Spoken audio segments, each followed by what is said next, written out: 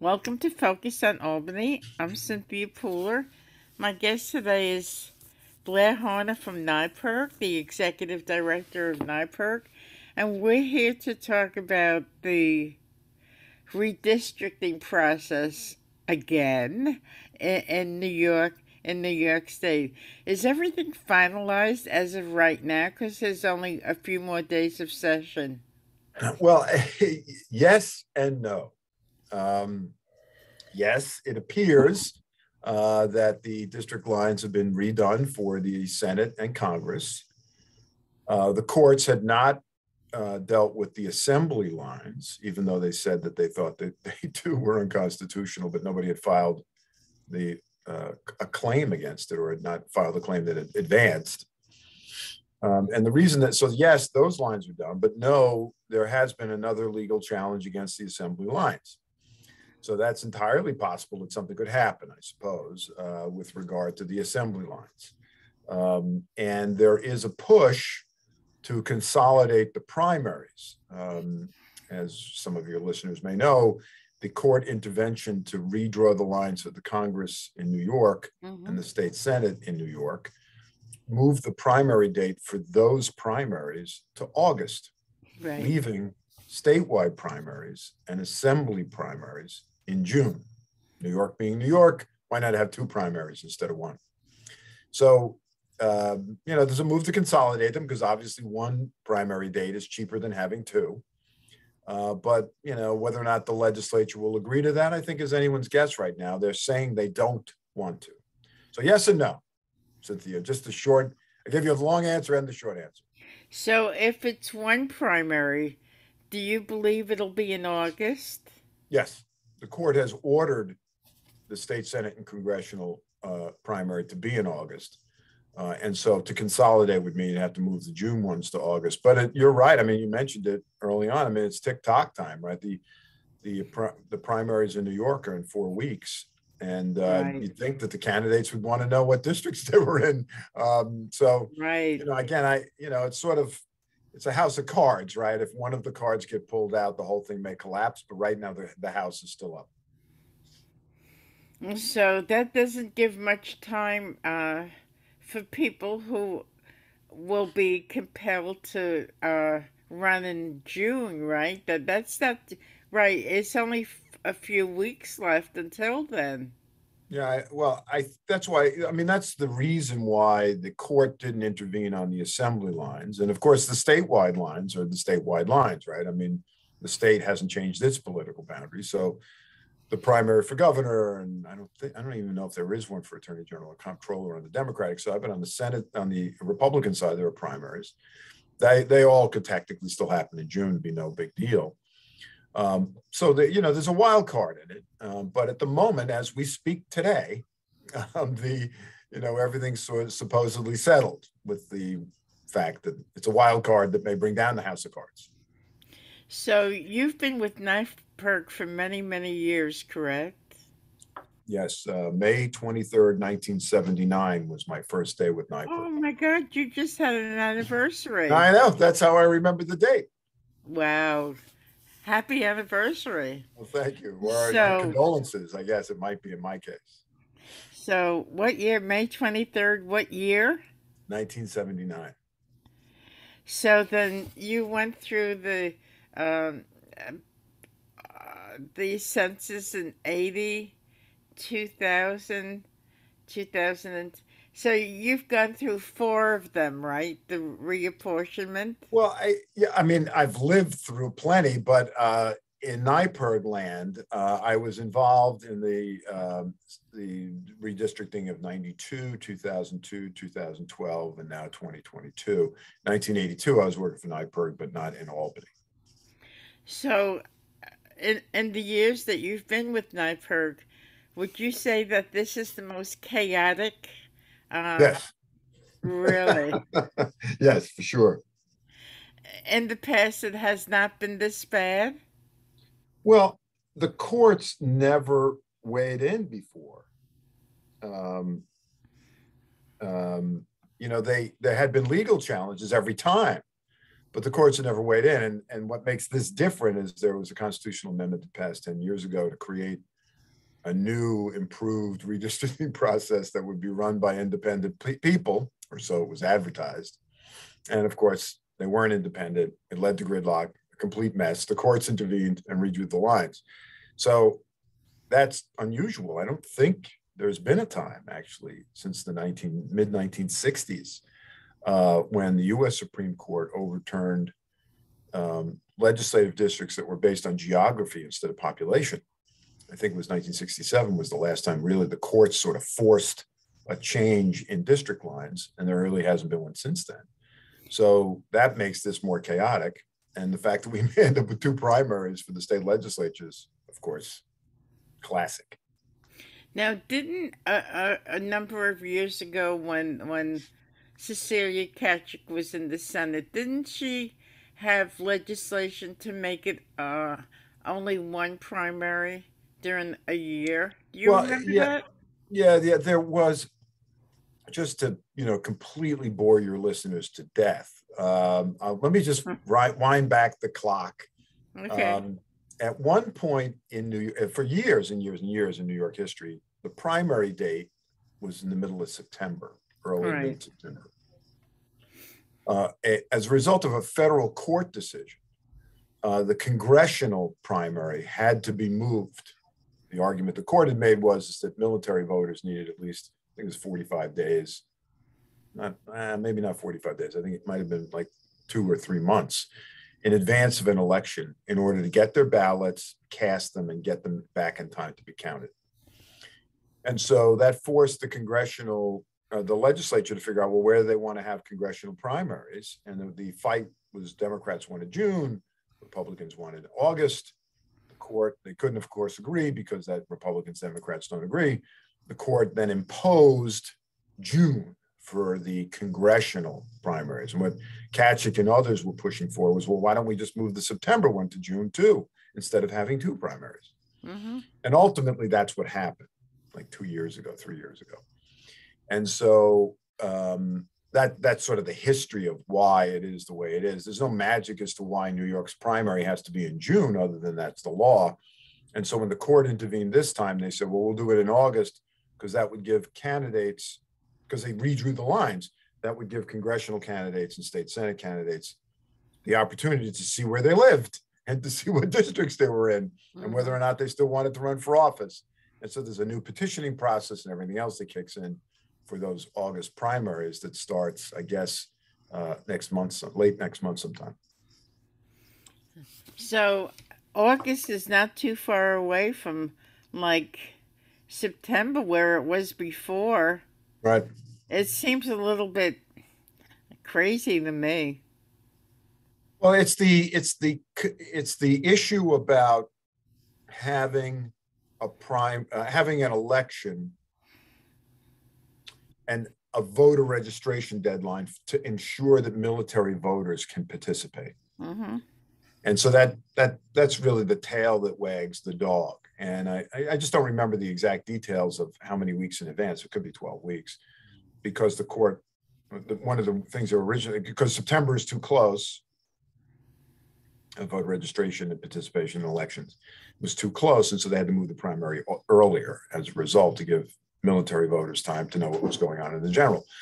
So, it's possible it could be other dates, but the court ruled for I think it's the third week in August for this year's congressional and state Senate primaries.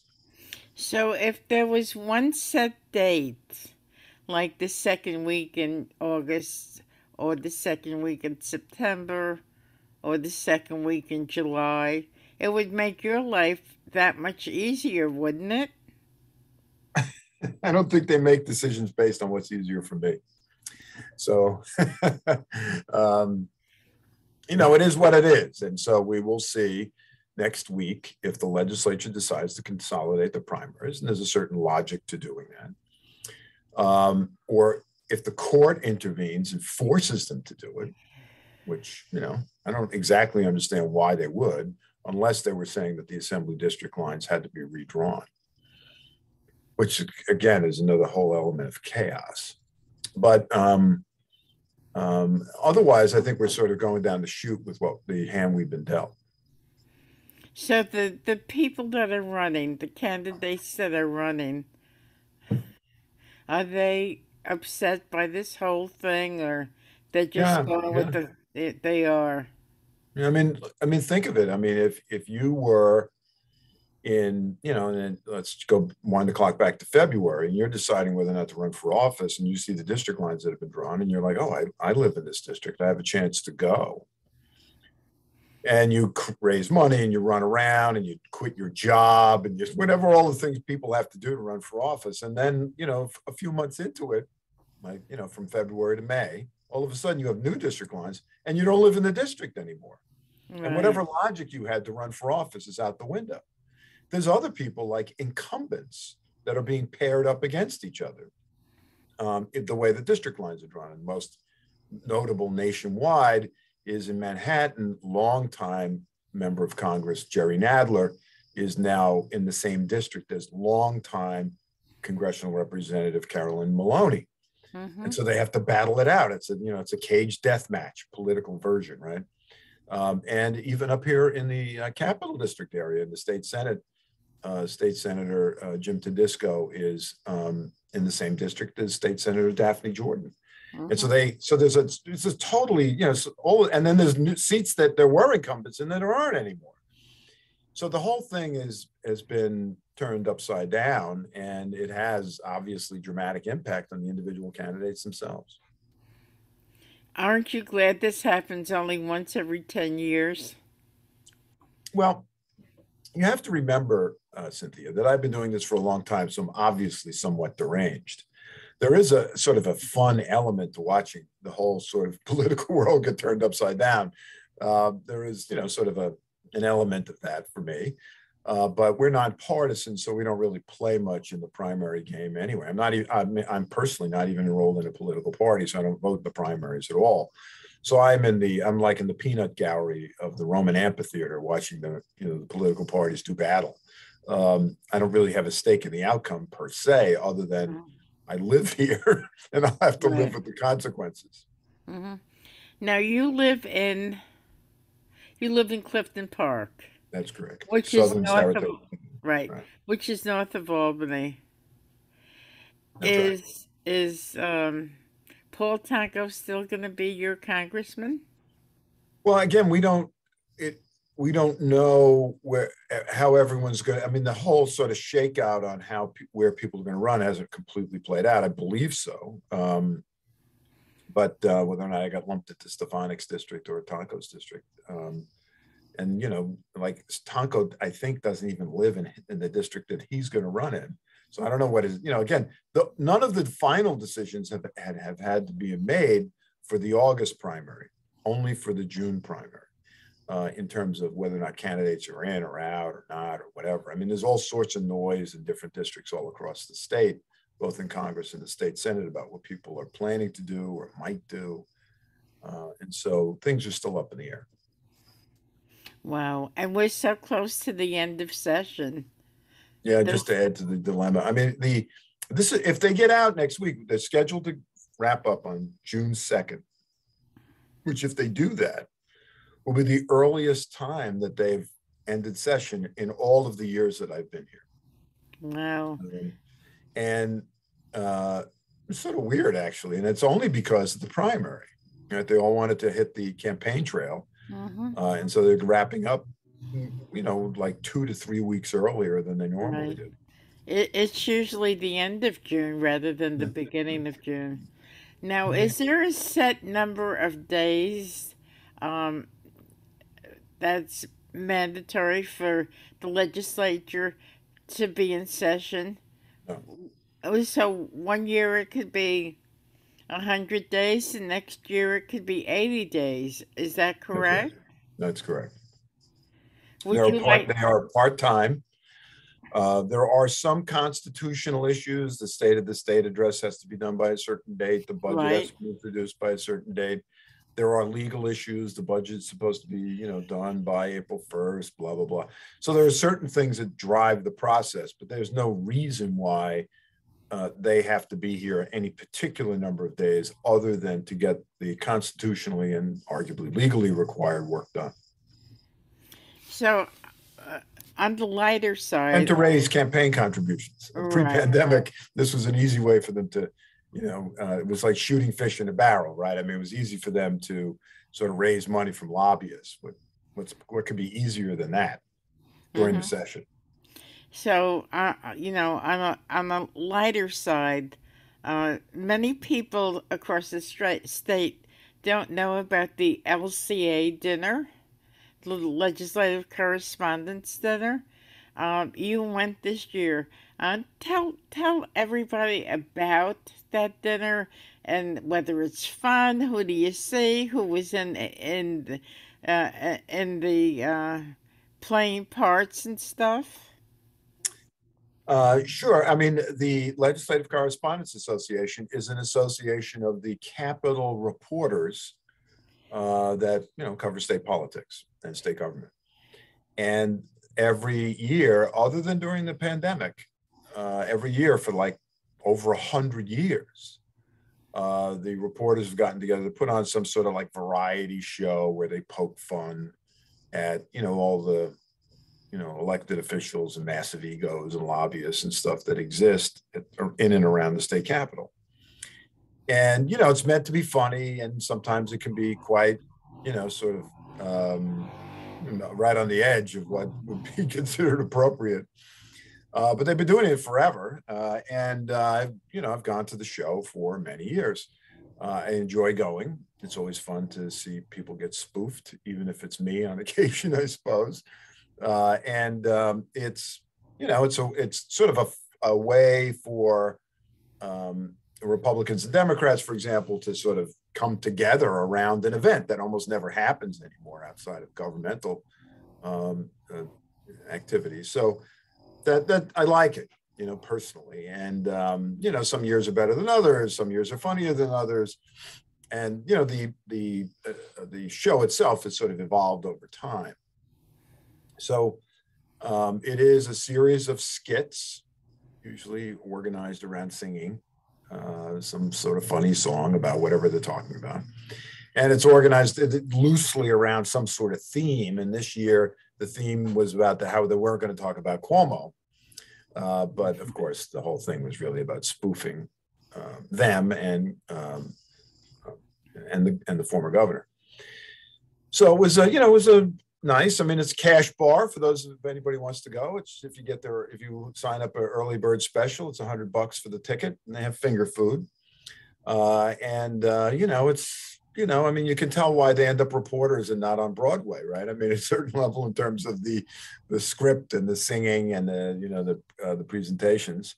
It's really an amazing accomplishment that the reporters can pull it off, because remember they're covering the legislature all day and then Mm-hmm. trying to cobble together a show, usually at night. It's a long series of nights for them. So for this year, for example, the governor was there, her top aides, the Speaker of the Assembly was there, his top aides, the Senate Majority Leader was there, her top aides, a bunch of Republicans and Assembly members. The reporters give a show. Then the governor this year gave the Democratic rebuttal, where she makes fun of the reporters. And then speaking on behalf of the Republicans for the rebuttal was Andrew Giuliani. Oh boy. So again, they're all in the same boat, right? None of them are Broadway stars, and none of them are, they're not like script writers for, TV shows or anything like that. So, it's an uneven sort of show, but I thought all relatively in good fun and a good way to sort of see everybody in one place. Who played the governor this year? Keisha Kluge, a reporter from Bloomberg Law, who covers the Mm-hmm. state capitol. She had been at Politico prior to that. Mm-hmm. And she was, when the governor would pop up, and the governor's character would pop up in the various skits, she was the one who played her. That must have been fun. Yeah. Yeah. I mean, it's, they, it is a fun show. in my opinion. But again, as I mentioned, I am deranged. I'm doing this for a long time. It's almost as much fun as a legislative session, wouldn't you agree?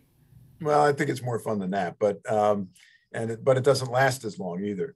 I mean, Right, it's like for your listeners. I mean, there's Washington, there's the correspondence dinner right. where the president usually speaks. Now that's more sort of formal dinner presentation. This is not like that. This is sort of like an audience observing a series of skits. The Mm-hmm. Capitol Stairs or something like that is a group in New York City. Not surprisingly, the New York City folks tend to be better because there you do actually have people who have experience doing, theater and makes their show in some ways, as I understand it, better. The reason I asked is this is the first year that, Kathy Hochul has been governor and she's the first female. So, unfortunately, I did not know about it till that day, and I'm going, oh no, I missed it. I missed it. And I'm sure that, the portrayal of Governor Hochul must have been pretty amusing. It was. It was for all of them, but it wasn't particularly savage or anything like that or inappropriate, Right? at least by Mm-hmm. and large. I Mm-hmm. mean, it was just all sort of in good fun, poking fun at her, and um, and all of them. I mean, there they are, all in the front row, right? The governor, the Senate Majority Leader, the Assembly Mm-hmm. Speaker, and they're making fun. The reporters are making fun of them, like 5 feet away from where they're sitting. It's Wow. pretty has a lot of fun to it. So we have just a few more days of session left. What should people expect? Well, I think the end of session is going to be dominated by gun control and abortion rights. The horrific and indescribably horrible, massacres in Buffalo and in Mm-hmm. Texas, provoking a political response. And my guess is there'll be a lot of work, spent a lot of bandwidth by the governor and legislative leaders around how to appropriately deal with that. And and then there's this, growing anticipation that the Supreme Court is going to overturn 50 years of legal precedent and say that the states regulate abortion, not that there is no federal standard under the courts. Uh, Again, I think that there's a lot of issues there. I mean, that they're going to have to deal with, or they're going to want to deal with, and so I think that that's going to sort of dominate the end of session. And there'll be other issues, that sort of percolate along that are going to take some time to think about. They'll pass hundreds of bills next week, but the big ticket items, Without reading them, right? I don't know if they'll be reading them or not. I won't say, but there are a lot of bills that, like all human beings, they put everything off to the last minute. And typically, the last 2 weeks of session, about half the bills pass for the whole session. Mm-hmm. And so I would expect there'll be a lot of legislative activity, but the big ticket items, I think, are going to be around guns and birth control. Wow. That's pretty interesting because, I mean, there's taxes, there's all kinds of stuff, that people deal with every day. And you think that'll be put on the back burner, and the two issues will be the violence and the Roe v. Wade. Yeah, I mean, again, I don't think that means they won't do anything else. I just think that that's going to dominate the time and the bandwidth. I mean, Albany is really organized around a very strong leader system. So, on a particular issue of consequence, it's a relatively small number of people to make the decision and decisions. And so, they only have so many hours in a day that they can be awake and functioning, right? And so Hmm. a lot of negotiations can only occur. I mean, negotiations can occur only around a relatively small number of really controversial topics. And so the budget's done. So the money side of the whole thing is done. But I mean, there's issues like climate change, for example. The legislature really hasn't tackled that in the governor in any meaningful way. And there's lots of big proposals that are moving along on that. How many of them get done? Who knows, right? So there are issues like in that sort of category.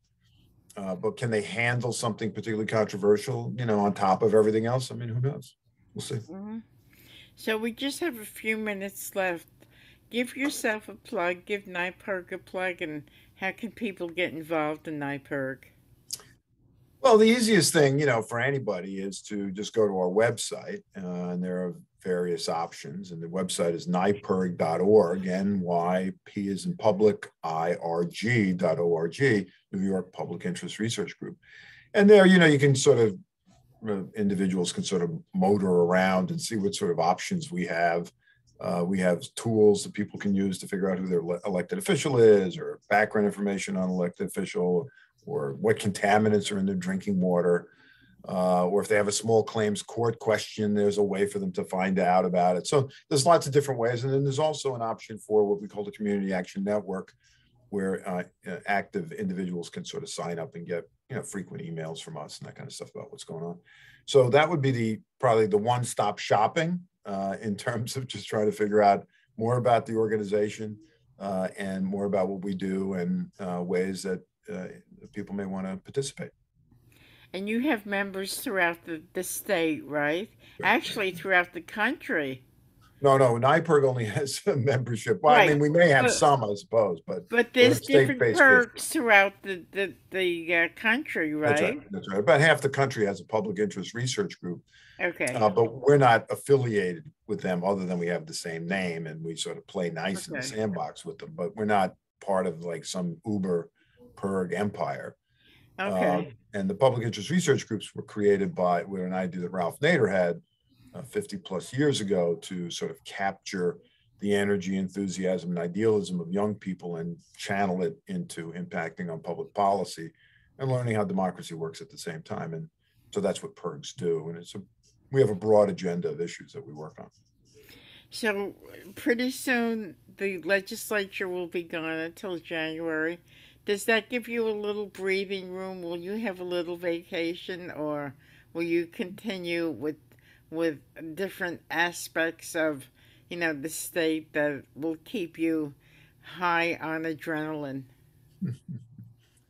Well, on the advocacy side, what happens once the session wraps up is that I have more control over my time than I do when the legislature is in town, because they have more control over my time then. But that doesn't stop. There'll be the elections, even though we're nonpartisan. We'll be doing a lot of work to register voters and educate them on issues and urge them to go out and vote. There will be a question on the ballot about Environmental Quality Bond Act to use to fight climate change, to spend money to fight climate change. That'll be a question on the ballot that we'll be educating voters on. And then, I have my day job, which is to run this sort of rickety ship of an organization. And that never ends. I have to deal with whatever management, administrative headaches, make their way to my desk, because just like in any other person who's sort of the director, the stuff that ends up on your desk are the hard stuff, because nobody else can figure out how to handle it. And so that never ends. That never ends. But in terms of advocacy, it's just as intense. It's just that I have more control over what I'm doing than in the legislative process, where I'm reacting more to what they're doing. So, Blair, our time is up. Enjoy your summer, and maybe we could talk about the different proposals that will be on the ballot that people should be aware of to vote in November. The wish So, is my command, Cynthia. Thanks for having me. thank you. Thank you. You've been listening to Blair Horner. I'm Cynthia Pooler. This is Focus on Albany. If you like this show, please subscribe to my YouTube channel. Thank you.